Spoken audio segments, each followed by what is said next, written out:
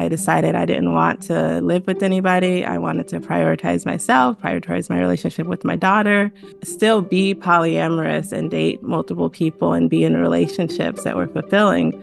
But for me, it was kind of a tiredness of being entangled with someone and a desire to not have to worry about that part of a relationship.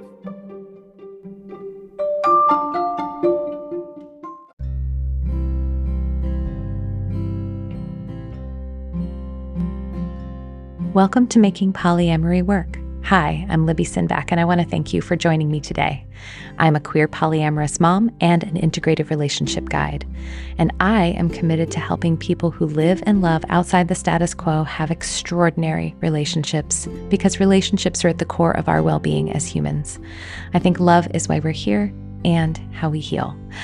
Before I jump into today's episode, I just want to say a few quick words. First of all, as of launching this episode, which is coming out on Tuesday, January 23rd, I am currently enrolling for my Foundations of Open Relating for Wild and Tender Hearts. This program is my signature offering. It is the synthesis of years of work and learning and training and working with clients and working in groups. It is, if you have been loving my show and you want to go deeper, if you want to learn how to bring some of these ideas that I talk about on the podcast into your life, into your regular practices, and you can do that on your own for sure. But if you want to do it with the support of me directly and with a group of like-minded people who are all about this stuff as well, this is the thing. Like, it's one thing to learn about boundaries by listening to podcast episodes about it. It's another thing to be able to actually practice it, actually discuss how it would apply to a particular situation in your life, to have an opportunity to see how it plays out for other people in real time. So if you're interested in going beyond just listening to this stuff or just talking about this stuff or watching videos about this stuff, if you are interested in learning about how to let it transform your life and your relationships, Foundations of Open Relating for Wild and Tender Hearts is what I would recommend. And I'd love for you to join me in January. We get started on January 30th, so that's just a week away from this recording. So you don't have a lot of time, but you have some time. So if you have been sitting on the fence, consider this your call to get off the fence and get in the group. It's going to be great. And it's already half full. So there aren't an unlimited number of spaces because the cohorts are pretty small. Okay, now on to the episode with Crystal Byrd Farmer, where we talk about solo polyamory. I am really delighted to introduce you to Crystal. I just think she's an amazing human being and a friend, and I love our conversation. So let's just dive in.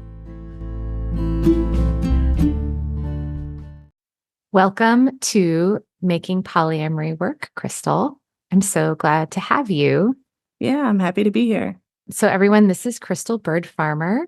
And Crystal, why don't you introduce yourself? I'd love for you to just tell my listeners about you and all of the amazing things that you're doing. Yeah, so I'm Crystal Byrd Farmer. I'm a writer and speaker, organizer. I work primarily in the intentional communities movement. I've been active in the polyamorous, non-monogamy world and the sex positive world as well. So I write and speak about diversity. I talk about polyamory and non-monogamous relationships. I talk about kind of helping communities be more inclusive and understanding of different things. I talk about neurodivergence. I run a school called Gastonia Freedom School that is a agile learning center. So it is a self-directed learning center for kids with autism, intellectual disabilities, ADHD, things like that. And I'm on the board for the Foundation for Intentional Community.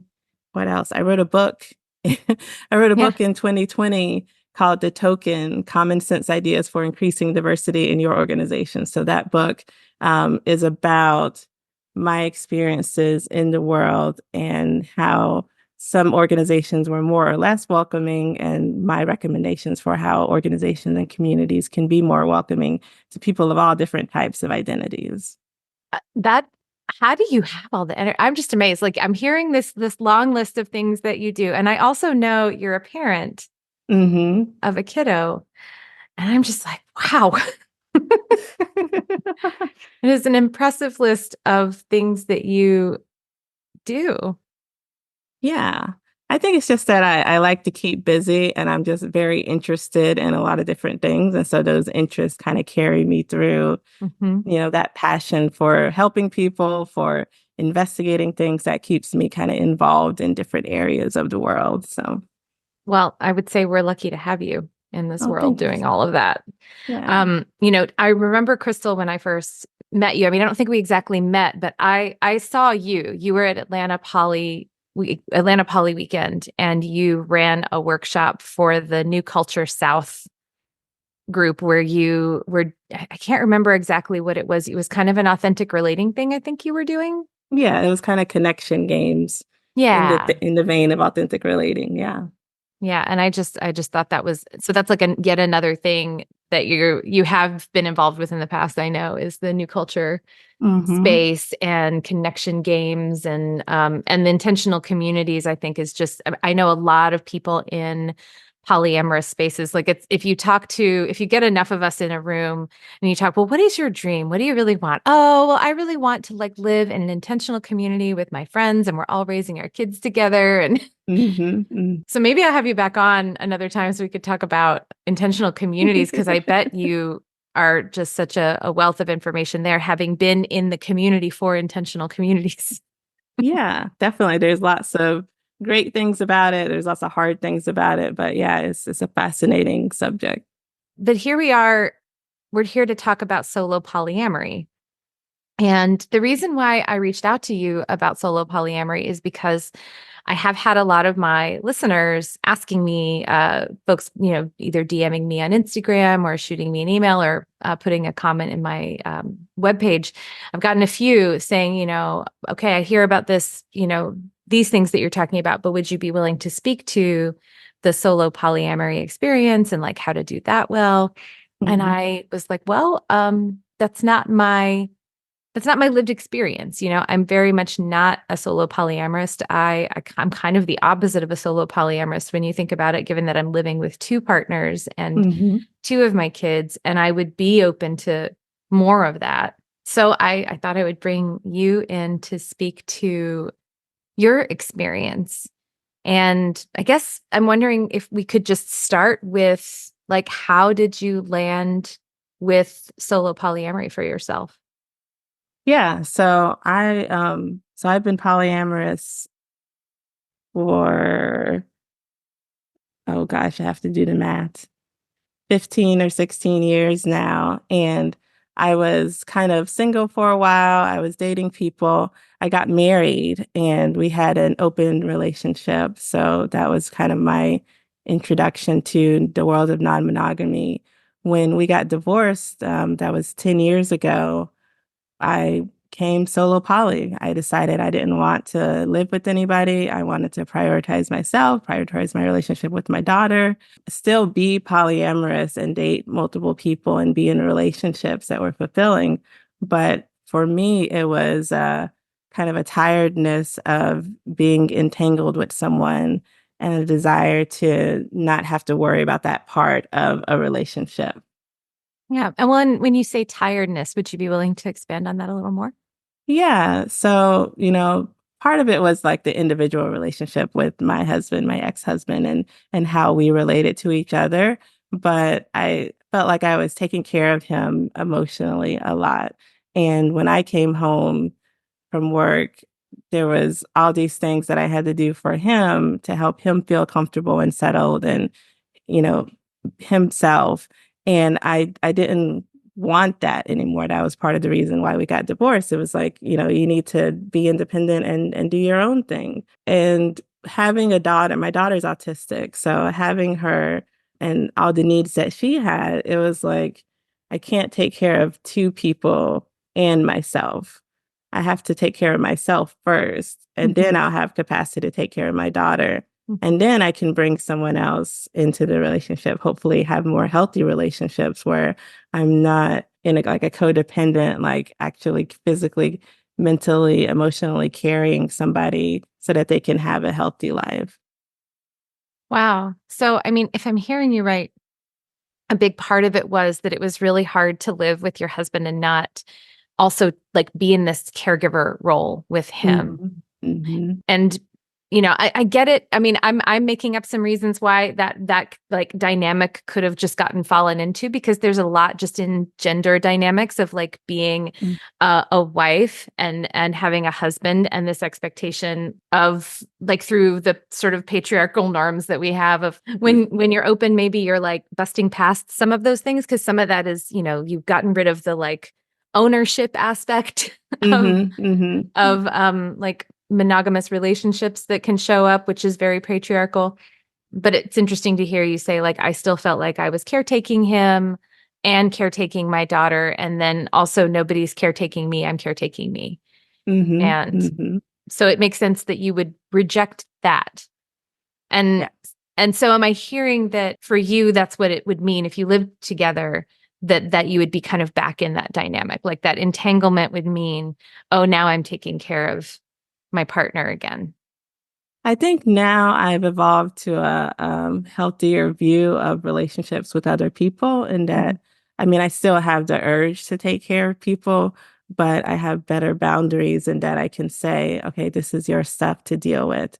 But that is kind of a fear in the back of my head, is like, okay, if I move in with somebody, if we're commingling everything, are they going to need me to take care of XYZ for them? Mhm. Um, are they going to lean on me to do these things that they don't want to do because Mhm. I'm better at it, or because, they don't have the capacity to do it? And I think about that a lot too, because I identify as disabled. And so I know there are things that I can't do well. Mhm. And it would be great to have a partner who could do those things for me. So it's Mhm. kind of like I'm afraid that that person would lean on me, but I would also be leaning on them in an unhealthy way. So that's what's in the back of my head. Yeah. Yeah. Well, and I guess I want to name that when you live separately, there is the advantage of if there's something that you're not able to take care of, then the only person that impacts might be just you, or maybe you and your kiddo if you're living with your kiddo.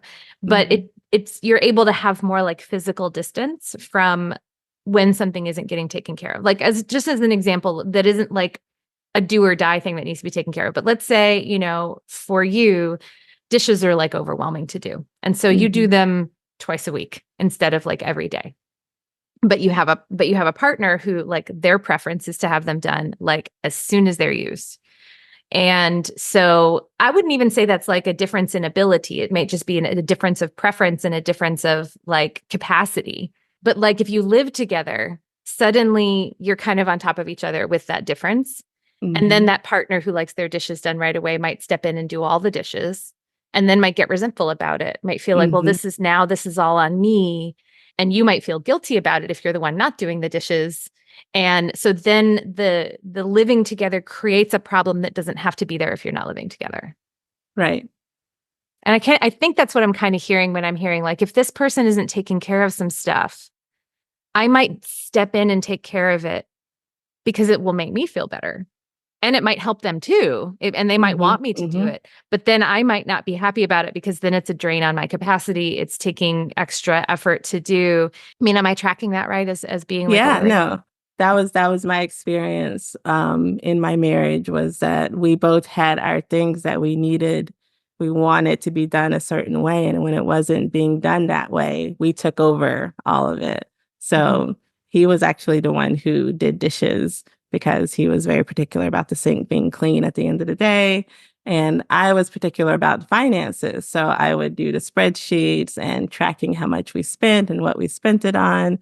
And it was kind of, like I said, it was codependent in that we were overcompensating for each other, but not talking out what these differences were and why we were Mm. doing them for each other, and Mhm. what we wanted to do differently, and how do we wanted to establish boundaries so that we each kind of were independent on our own and able to function.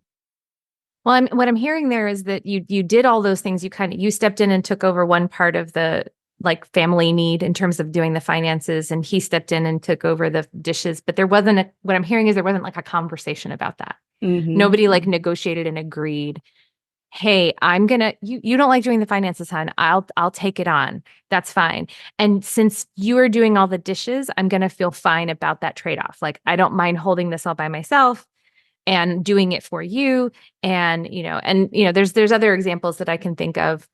Maybe one person just like never buys their own clothes or never makes their own medical appointments. I feel Hmm. like there are people in that situation. And so, maybe it's because they have a hard time making phone calls, Right, like a right. like a good millennial. Um and so maybe one person in the family just kind of like swoops in and takes that on again without the negotiation, without the discussion, without the agreement.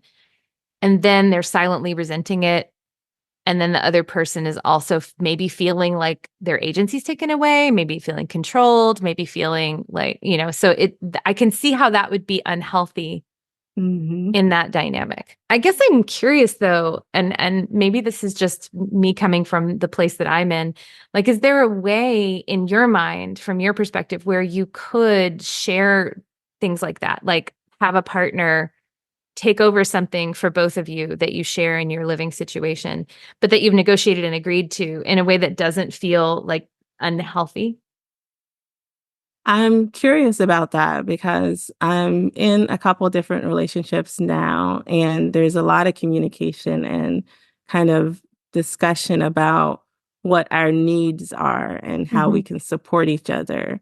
But it doesn't roll over into kind of the domestic situation of what would happen if we were living together.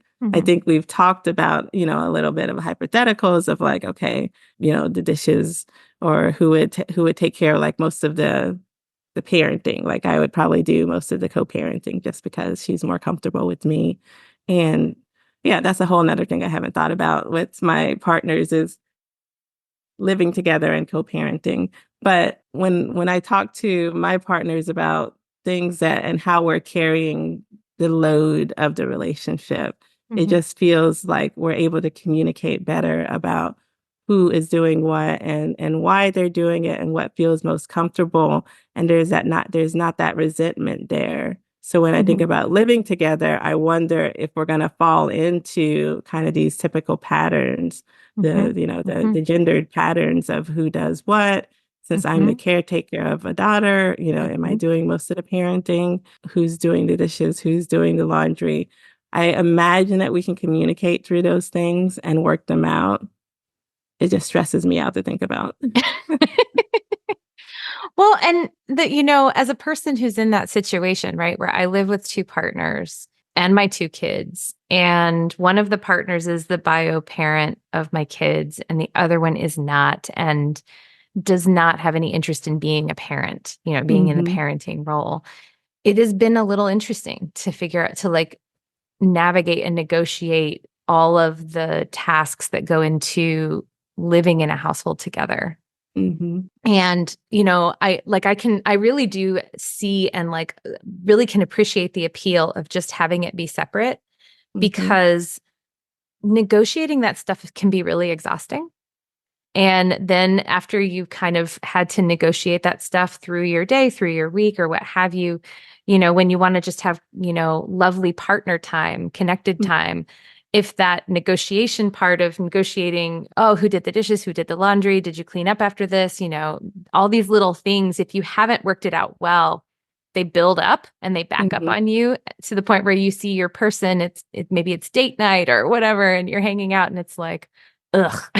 I'm still pissed at you about the dishes, you know? Yeah. But if you're solo and you're separate, then like that's not in there, right? You don't give a shit what your partner did with their dishes at their house. Yeah, I mean, no, there still could be things that have built up about Yeah. resentments or thoughts, but yeah, it's definitely there's an element that's just kind of not there most of the Yeah. time. Hmm. Yeah. Well, and what I imagine, and again, I want to check it out with you because the reason I haven't spoke about this on my show before is, again, because it's not my lived experience, but what I imagine, and this is what I've imagined when I've spoken to like a number of solo poly folks, like one of my colleagues is super committed to solo polyamory. And I talked to Tikva Wolf a few, I think a couple of years ago at this point, kind of curious to ask them like why they do solo polyamory. And the answer I've kind of gotten has been consistently like, it's easier for me to have more of like a structural physical boundary around certain kinds of entanglements. Because when we're all up on top of each other, living together, sharing this stuff, impacting each other in all of these little incidental ways, like all the time, it just gets to be too much. It just gets to be too many things building up on each other, and it gets in the way of like the love and the fun and the joy and the connection, because all this other stuff is just gunking it up. Mm-hmm. Mm-hmm. I can resonate with that. I think for me, it's that I can carve out time that's specifically with my partners and say, okay, this is the beginning and the end of that time. Right. And then I have kind of control over that exposure to that partner. So it doesn't get overwhelming. If it's too overwhelming, then I say, I'm going back to my house and doing my thing alone or with my daughter, and I'm just here. Yeah, that's another good point that you make, actually, just with that statement, is like when you, I mean, and then this is more of in a monogamy context, I think. I think when you're non-monogamous, even if you live together, you do have to, I think you have to reframe this, but the idea of default time, where if you live together and you're partnered, there's an assumption that all the default time is together time, and I think that is really common. And when I think about one of the things that I think it's even important to me as a person who cohabits with two other people, two other adults, is that like I still want my time to be my time rather than my time to be someone else's time. And when I think about solo polyamorous folks, one thing that sounds repeatedly really important is this feeling of like, my time belongs to me. I need a certain amount of freedom and agency. And if you feel like entitled to things that are mine, my time, my energy, my attention, my labor, and that you can just kind of come in and get it whenever you want, that feels really intrusive. And that's kind of what I'm tracking in what you're saying. It's like, no, I decide when we spend time together, and then I decide when I'm done. And and that's much easier to do when I have my own house to go to. Yeah, I feel like if I had one partner living with me, then that partner would get a lot of the default time, but also it would just be easy to say, okay, well, we're spending the weekend together because they're already here. But when I have partners who are away and I have to like consciously think, okay, who haven't I seen lately? Who do I want to see? I have to consciously make those decisions, and that makes it more valuable when I spend time with them. Yeah. Yeah. It's like that intentionality of it. It sounds like makes it feel better. And if that person's just around all the time, you can end up spending a lot of time with them, just like not intentionally. It might even be quality time. It might even be good time, but then it doesn't feel like you're fully choosing it. Is that what I'm hearing? Yeah, definitely. Yeah. Yeah. And I can relate to that. I can definitely relate to that.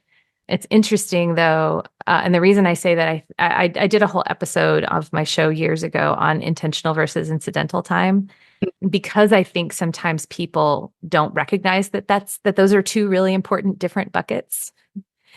And it's funny because when I started dating more and going and doing more stuff just on my own, outside of the context of my partnership, my partner and I, my co-parent and I, are always very autonomous. I remember when we first got together and we started living together, he was very insistent that like whatever plans I made were for me, and I could not assume that he was going to be a yes to them, which was so interesting. I had never lived with anybody before, so it was a new experience. So, but he kind of was very clear from the get-go, like, your default time is not mine, doesn't belong to me, and my default time doesn't belong to you, which I thought was interesting. So like we already started out with this, like, we're not assuming anything. But then at a certain point, because there was a point for a long time where I wanted more of his time than he wanted of my time. Like, he was working a lot and very excited about his job, and I was just really wanted to talk to him a lot. Like I like connecting with my people a lot. Yeah. And so there was this point where I was like, okay, well, like you're busy. I'm going to go hang with a friend, or I'm going to go on a date, or what have you. And then there was a certain point where it flipped, where suddenly he was missing me and I was spending more time with other people, and he was starting to get nervous about feeling like not important.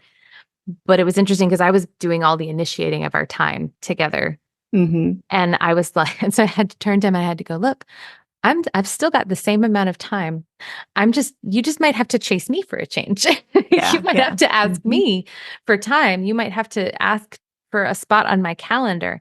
And I think for like people who have that expectation of ongoing time together, when their partner starts seeing someone else or multiple someone else's, and that default time just isn't there as much anymore, it can Mm-hmm. be really destabilizing to be like, oh, wait, I have to ask for the time of the person that I lived with. Mm-hmm. I have to Mm-hmm. create that intentional time with them, which is, again, I think it's a thing you should do, solo polyamory or not solo polyamory. If you're living, Definitely. you got to make that intentional time with people.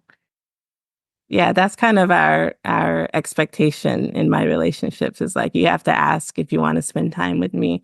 I'm going to ask you if I want to spend time with you because it's not just going to be, I mean, with one partner I had a recurring, and this was my dive into like hierarchy a little bit last Hmm. year. Hmm. We had like a recurring, we're going to spend Thursdays together, Hmm. but it just felt like it didn't feel great. But for the other partners, it was like, we have to decide that we want to spend time together. And so each time we think about each other, we have to decide, okay, what am I going to do to spend time with that person, to schedule something?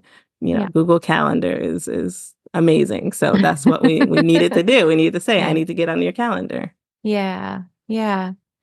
Yeah, well, and what I'm hearing from you is that intentionality, that asking, that having to ask and having to co-create that time every time makes it feel more valuable to you. Yeah, it's definitely valuable to me. It feels important that we are continually choosing each other. Yeah. Yeah. And then in a more enmeshed or entangled situation, if you were living together and sharing stuff together, it can feel a little murkier, can't it? Like, Hmm. because you have all these other like shared obligations and shared entanglements that are harder to untangle. So, like, if you get that, I don't want to call it codependent. I know you kind of referred to it that way, but like I would call it interdependent. Like like if you're like, for example, if you're buying a place that you can't afford unless the other person is also paying the rent, right? So like you're dependent on the other one for the financial contribution of the rent and the utilities and stuff, so that Hmm. that Hmm. space that you're sharing is affordable. It can feel a little bit like, well, are we still choosing this, or are we just here because we don't have a choice? We can't afford this. We'd have to move if this wasn't working anymore. Hmm. Hmm. Yeah, that's something that comes up for me is, because divorce was a financial legal mess. Hmm. And I'm not sure I want to go through that again, as far as getting married to somebody. But even if we're not married, moving in with somebody, there is a lot of obligations that you just kind of like have to make, you have to kind of get tied together with. Hmm. And is the potential for having to decouple those things, is the potential for doing that going to cause more stress, or is it just easier to not ever put those things together? Yeah, yeah. I mean, I think it is a significant risk, right? Hmm. When you do that. One might make the case, and I guess I'm curious how you'd respond to this. One might make the case, though. I definitely think a lot of people make this the case for marriage, which I don't know if I agree with myself, but like, because I don't actually, even though I am married, I regularly question whether I should be given my relational practices because the it doesn't line up. Hmm. Hmm. But I am for now, and that's I don't. It was a decision that we made under different circumstances. But when I think about like any kind of entanglement where it's not so easy to get out of it, whether it's living together or running a business together or owning property together or being married, one thing I think about is that the entanglement might incentivize you to work something out because it's hard to get out of it. Like that's the argument I've heard for marriage. It's like if you're married, oh, well, then you can't just get a divorce the first time you have a fight. You're incentivized to work it out because you're a little stuck together. And I wonder how you'd respond to that. Well, I'd say the process of divorce incentivizes you to work it out. Wait, say more. What do you mean? So getting a divorce, we had to figure out, who owned what, like, because we had bought things together. And so it was now like, oh, who's going to actually own that property? And my husband was moving away. So I ended up with the default of most of the physical things. But then it's like splitting up retirement accounts or settling who's going to get what money when we die, who's going to be in charge of health insurance for Courtney. All those things, all those logistical things were just a nightmare to organize. And so that would keep me from getting a divorce if I were married again. It would say, this work is a lot. So it's easier to kind of go with the flow and continue on with what we have and try and maintain it. That's kind of what I think about inertia when I think about people who are married. They're like, it's just easier to stay in that flow and to stay married. So that it has positives and negatives, and that the negative would be if you really don't want it and you're not satisfied, then that's a bad thing. But if you do want it and you encounter a hiccup, you can think about, well, this is just a hiccup. It doesn't mean that we have to get divorced and end everything, because ending everything still means that we have to be in a relationship. I mean, I'm still in relationship with my ex-husband for the past 10 years because we have a child. We have these things that tie us together. So it doesn't mean that I'm completely blowing up what we had. It's just a change of how we're relating. Yeah. Well, so that's interesting. So I think what I'm hearing you say is that the decision to divorce requires you to actually required you at least to really look at all of the collective decisions you've made so that you could unmake them. But if you had stayed married, you might have just kind of kept it rolling and maybe not looked at any of that stuff. And when I think about that, I'm thinking like, so one could make the case, and I think I would make the case too. I think I'm with you on this, that one of the dark sides of like being entangled is that it would keep you from rocking the boat if something wasn't working or something wasn't going well, because you don't want to unsettle things because of the big cost that there would be to what if you start to pull apart how things are going and you just realize, oh, this is a big mess. And yeah. Yeah. And then it tends to, I don't know why it happens, but it seems that at least in the monogamous world, that when people get divorced, they turn really nasty and the feelings just are just so negative that they're trying to go out and get the person now. So they're being really, really vindictive and negative and doing things that they might, that you're doing these things to somebody that you said you loved, but now these things that you're doing are kind of hateful. Yeah, it's like the gloves are off. Well, and it's interesting because I've been up close to see some of that not play out, but like the feelings underneath and why that might play out. Because as you say with your ex-spouse, like you have a kid together, so there's an interest in not doing that, right? Like to not blow everything up, because that person's someone you're going to have to continue to interact with and negotiate with around your child. And yet I know exactly what you mean about even people who are co-parenting, sometimes like blowing things up, using the kid against the other one, all kinds of horrible stuff. And I mean, that alone, like just seeing that and knowing that thing happens could I understandably make a lot of solo poly folks or people who are not solo poly but are considering it go, oh, solo poly actually sounds pretty good because at least I'm protected from that. But what comes up for me is the thing you said earlier about like just kind of letting it roll and keeping it going. It's like people will, without negotiating it, make all these little trade-offs, as they're living together, and they won't talk about it. But it's all these little trade-offs that they've made. And then at some point, someone says, I don't want this anymore. And then all those little trade-offs feel like a big betrayal, like Mhm. all of a Mhm. sudden I've done all this stuff for you. I've been willing to make all these concessions for you. And now you're leaving. Well, fine then. Okay. No more Mr. Nice person, and it's like the gloves are off. No more concessions. We're in this to the fight to the courtroom. I don't know. Yeah. And so a thing that I hear in there is that even if you decided to get married, not you specifically, but even if a person decided to get married, like thinking about getting together as though you might at some point separate might be helpful in Yeah. that. Yeah. As someone who has divorced, I think that's worth thinking about and talking about. Not in that you're saying I doubt the longevity of our relationship, but that Mhm. I care about you as a person and I don't want us to ever be in that mindset where, oh, now I have to get you because all of these terrible things that all of these things that I withheld for Mhm. the sake of our relationship, now I'm going to turn on them. So I think you have to kind of be conscious about we're getting married and we're going to have to negotiate throughout our lives about what's happening. And let's just make sure that we're consenting to everything that we're doing as we're doing it. Yeah. Yeah. Which again, I just want to name as someone who that was my philosophy from the get-go in Hmm. my partnership with my spouse and also in my partnership with my other partner that I live with, who's not my spouse, but like we're close. We share a lot of things. I wouldn't say there's like precisely a hierarchy there. Hmm. There is and there isn't because of the parenting stuff and because of the longevity stuff. So like I don't want to pretend it's like all perfectly equal, Hmm. but I don't see it as prescriptive, I guess. Like I don't Hmm. say Hmm. this person's always more important to me than this person or anything like that.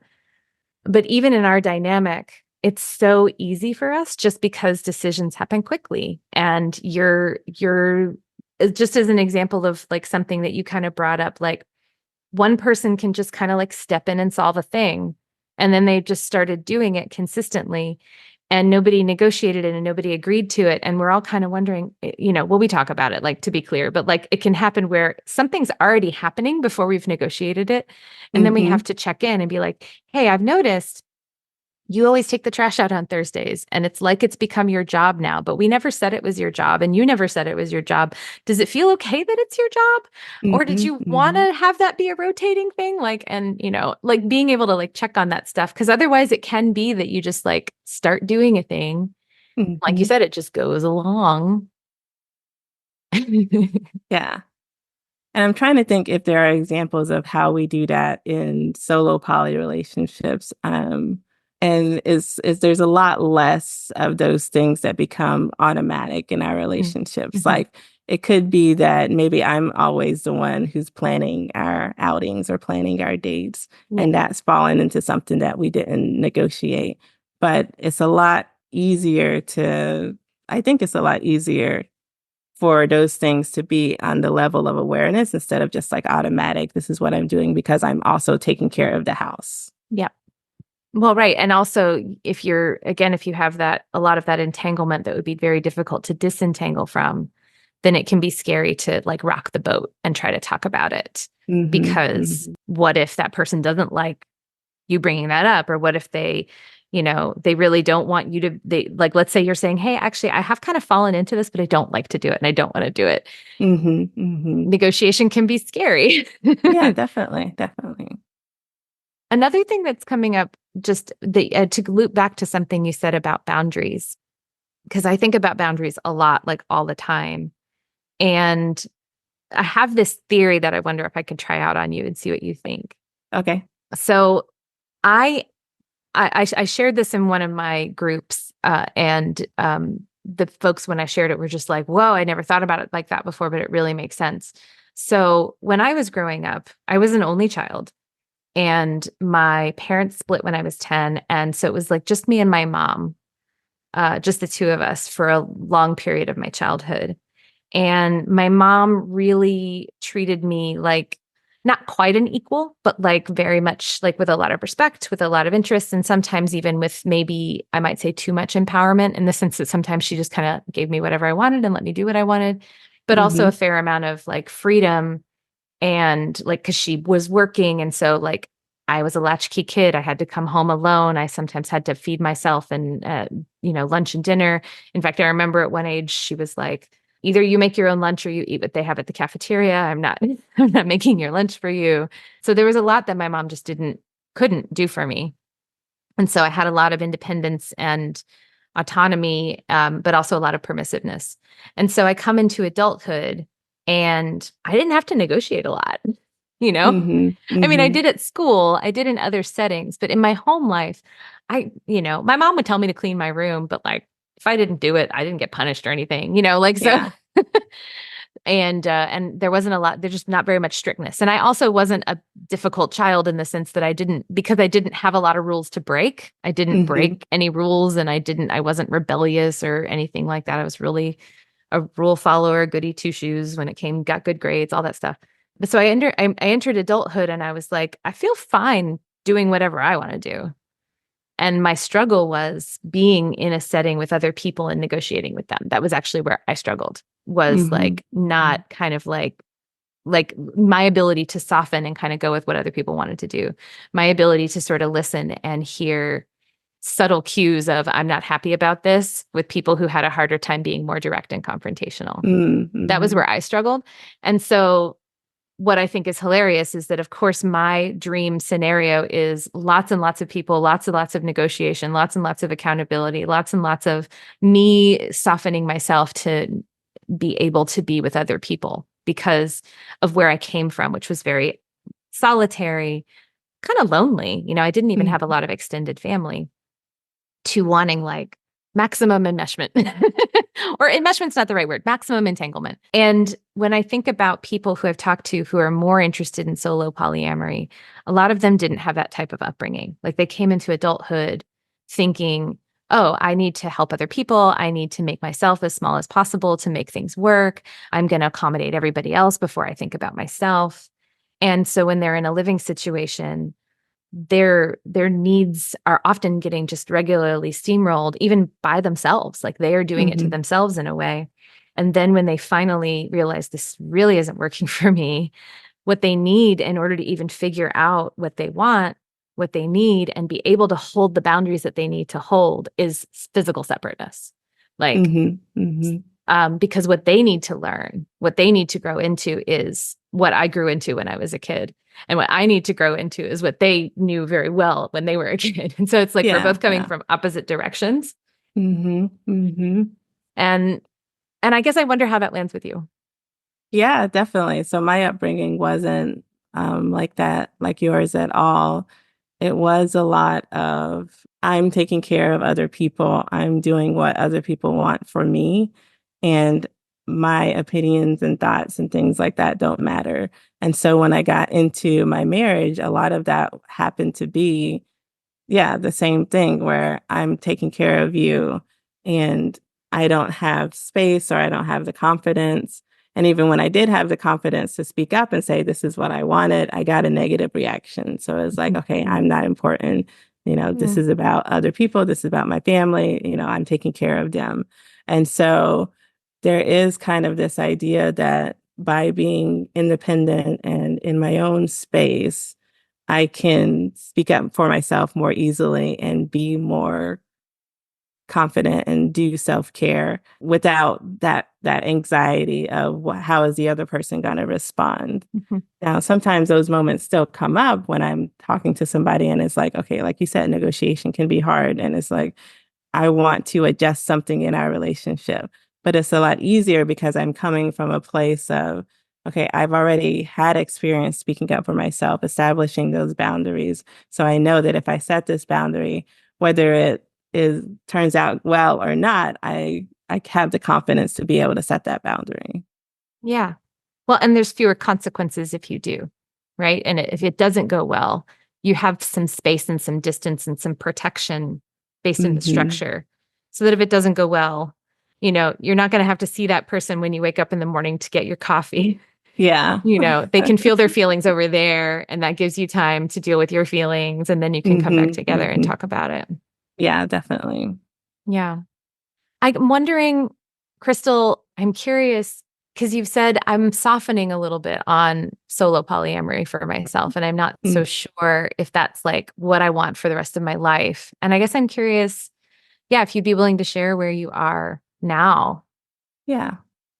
So when I think about the rest of my life and solo polyamory, I feel that it might be easier to be in relationship with people in a nested situation just because of all the things that I've well, okay. So I'm disabled.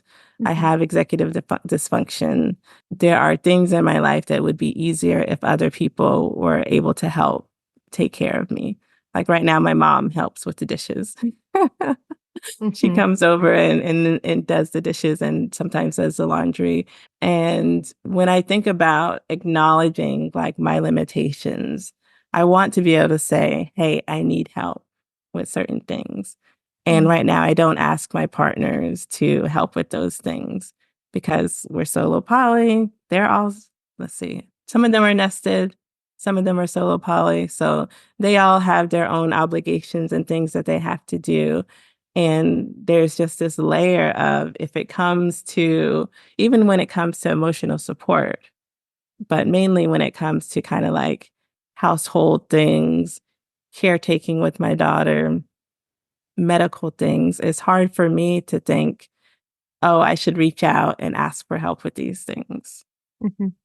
But when I think about nesting with someone, like you said, that's kind of built in. Some of that might be built in. I think we would talk about it and negotiate it all, but it would be a lot easier. It would just make my life easier. Mhm. And I would feel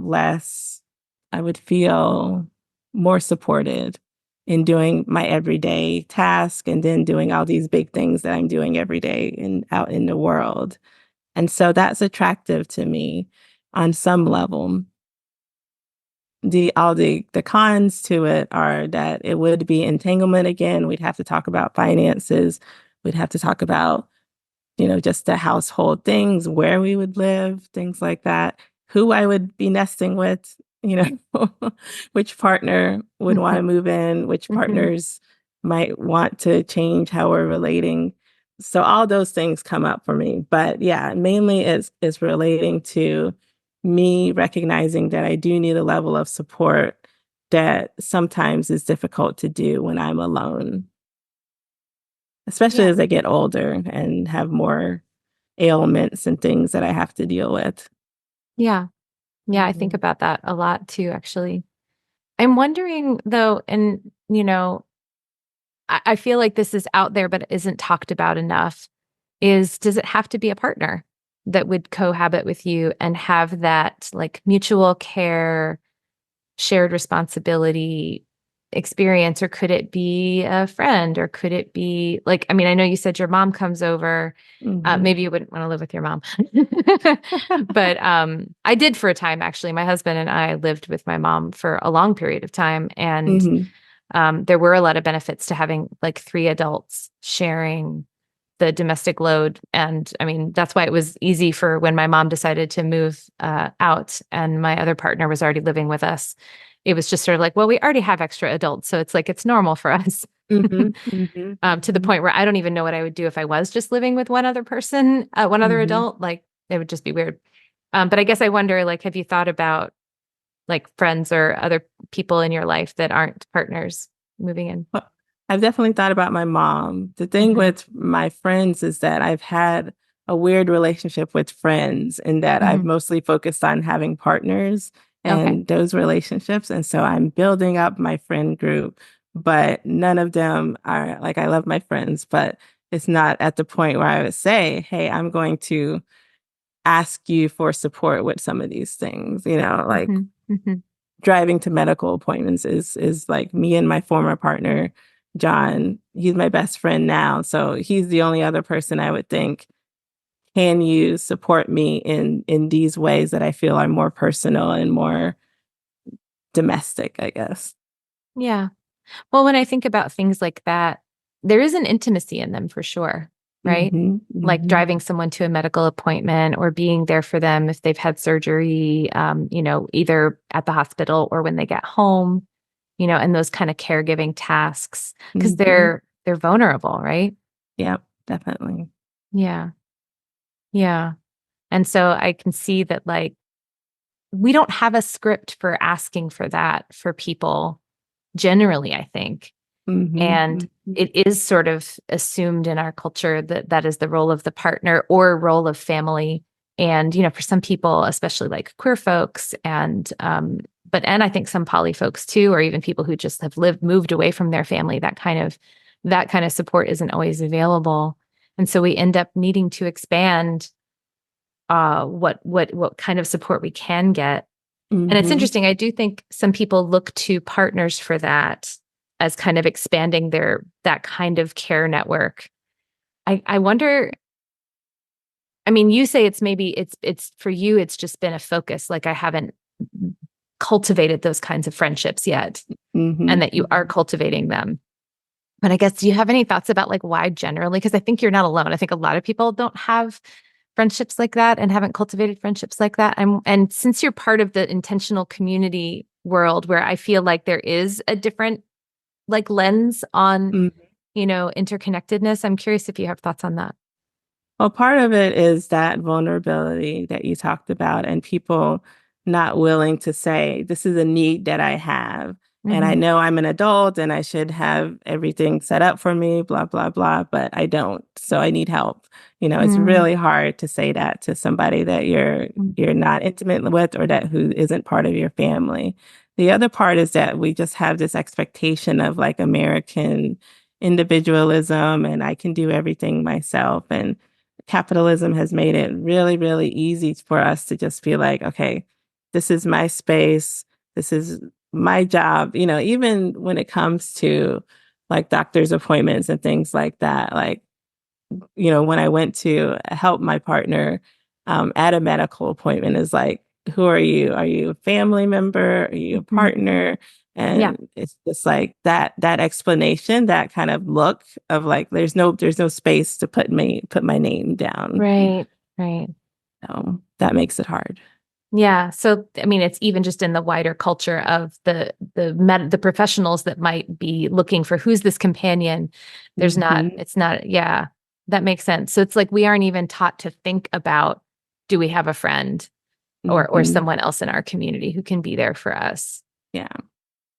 And yet I want to just name that some other solo poly folks that I know, that is their family. Like that is the people who show up and do mutual aid. Like one of the things that I think from some solo poly folks would say is, I don't need to live with or cohabit with a partner or rely on my partners exclusively for mutual aid and care because I do have that with my community, with my friends, with some other, like some community that I'm like regularly a part of, whether it's like a dance community or a crafting Hmm. community or a board Hmm. gaming community or something like that. Like almost like church, like Yeah. how like it when people would go to church, they would have like a committee who would be checking on all the members of the church and like who's going into the hospital this week or whose mom might have died and who might need a casserole train or something like that. Hmm. Hmm. And so when I think about that, I think like that's not very individualistic. There is this like community like holding all of the people in it. I wish we could have things like that without the oppressive control of behavior and ostracization of queerness and Right. Right. Yeah. I think that's great that people are able to create those community, that found family around Mhm. themselves, that people Mhm. they can lean on. I'm Yeah. just a kind of an awkward person, so I don't I don't build those communities. I don't fit into those communities as Mm. easily as I'd like to. Yeah.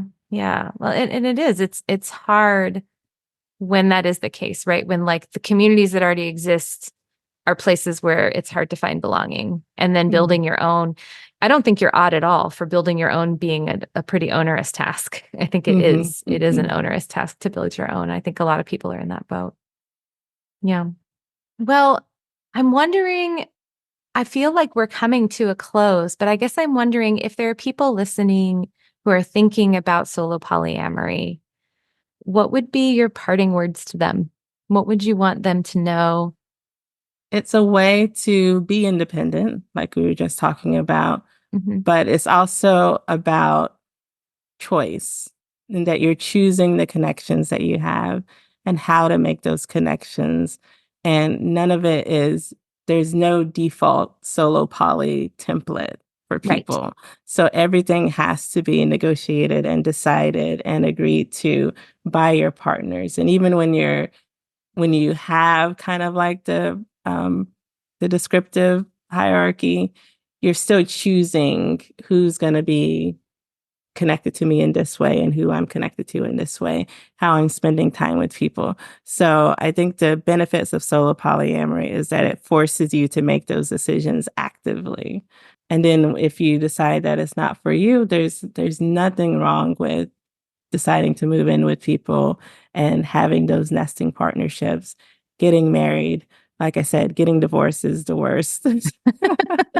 But, I think making those decisions are completely valid and are right for certain people. So, Yeah. Well, I really appreciate that last thing you said too. And I would add to it, like you said, if you step into solo polyamory, it's not like it's a religion that you've baptized yourself into. Like you can change, you can also modify it so that it's, I do think there are actually some gatekeepy people out there on the internet who might tell you whatever, if you say you're solo poly, but you're living with someone or doing something that looks, something different, they'll be like, that's not solo polyamory.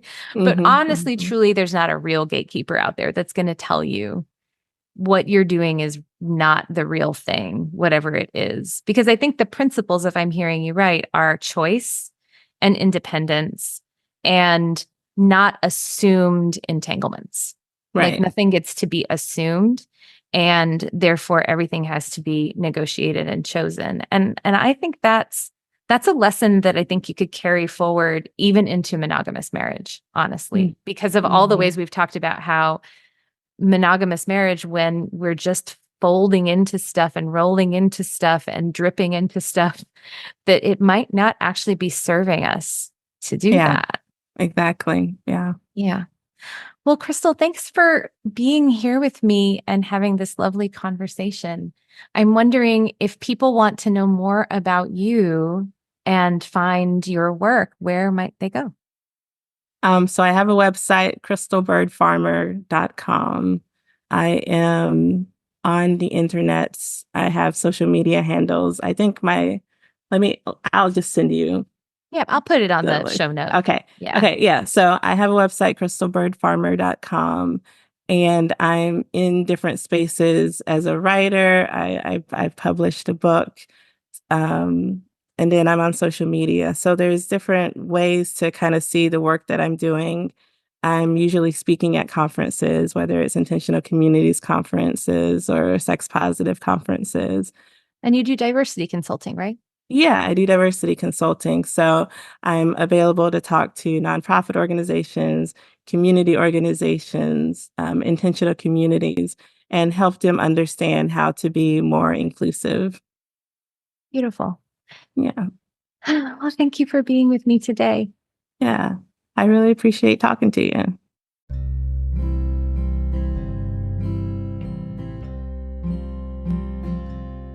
Thank you so much for joining me today. If you have any thoughts about what I've said today or a question for the show, I'd love to hear from you. You can find me on Instagram as thatpolyammom, or you can go to the show's website, makingpolyamorywork.com, and submit a question there. I'll also say that if you're loving my podcasts, but you are looking for more support, I do this for a living. I am an integrative relationship guide. So I help individuals, couples, and groups have amazing relationships. You can find out more about my offerings on my website. If you love this podcast, please share it with your friends, your networks, your Facebook groups, your coworkers, your family, etc. And make sure you subscribe so you don't miss an episode. Also, if you listen on iTunes, I always love getting reviews. It literally makes my day. And it'll also help more people find the show. Making Polyamory Work is created by me, Libby Sinback. It is edited by Finn of the Normalizing Non-Monogamy podcast and hosted on the Spotify Podcasts platform. Vanda Leone manages the website and posts the transcripts. Thank you, everyone, and see you next time.